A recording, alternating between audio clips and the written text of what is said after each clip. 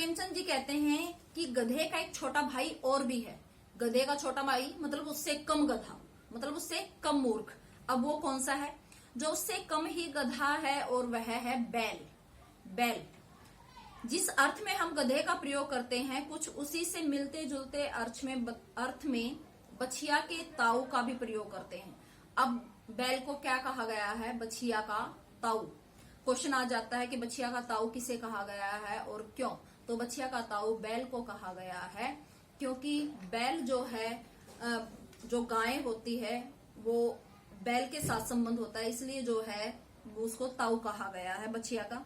कुछ लोग बैल को शायद बेवकूफों में सर्वश्रेष्ठ कहेंगे, मगर हमारा विचार ऐसा नहीं है। लेकिन प्रेमचंद जी मानते हैं कि वो सर्वश्रेष्ठ नहीं है, क्योंकि बैल तो जो है विरोध भी प्रकट करता है, मारता भी है, और कई बार देखा होगा कि अड़ियल बैल अड़कर खड़ा हो जाता है, वो काम ही नहीं करता है, और भी कई रीतियों से अपना असंतोष प्रकट करता है। वो अपना विरोध कई तरह से प्रकट करता है, इसलिए जो है वो गधे से कम ही मूर्ख समझा जाता है। अतएव उसका स्थान जो है गधे से नीचे है। झुरी काछी, अब यहाँ से आपकी कहानी शुरू होती है। झुरी काछी के दोनों बैलों के नाम थे हीरा और मोती। अब काछी, काछी शब्द कई बच्चे पूछते मैडम ये काछी क्या है? तो ये नाम है बेटा पूरा झुरी काछी। उसके दो बैल थे हीरा और मोती। पछाई जाति, जैसे नस्ल होती ना आपकी भैंस होती मुर्रा नस्ल की, तो इसी तरह से पछाई जो है बैलों की एक जाति है। पछाई जाति के थे दोनों। जो बैलों में पछाई जाती है वो अच्छी नस्ल मानी जाती है। देखने में सुंदर, काम में चौकस, काम में चौकस मतलब काम में बढ़िया, ढील में ऊंचे। ढील होता है पुट्ठे।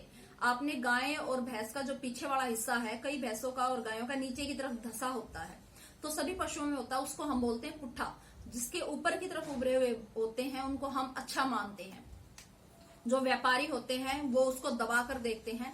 तो दोनों जो है, दोनों के पुट्ठे पूरी तरह से भरे हुए, ढील भरे हुए।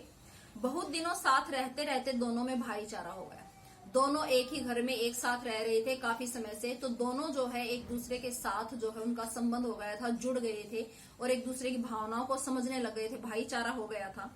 दोनों आमने सामने या आसपास बैठे हुए एक दूसरे को मूक भाषा में विचार विनिमय करते हैं। मूक भाषा क्योंकि पशुओं और जानवरों के पास भाषा नहीं होती, तो वे अपने विचारों का आदान प्रदान मूक भाषा में करते हैं। तो विचार विनिमय, अपनी बातों का आदान प्रदान मूक भाषा में करते। एक दूसरे के मन की बात कैसे समझ जाता था हम कह नहीं सकते। अवश्य ही उनमें कोई ऐसी गुप्त शक्ति थी जिससे जीवों में श्रेष्ठता का दावा करने वाला मनुष्य भी वंचित है।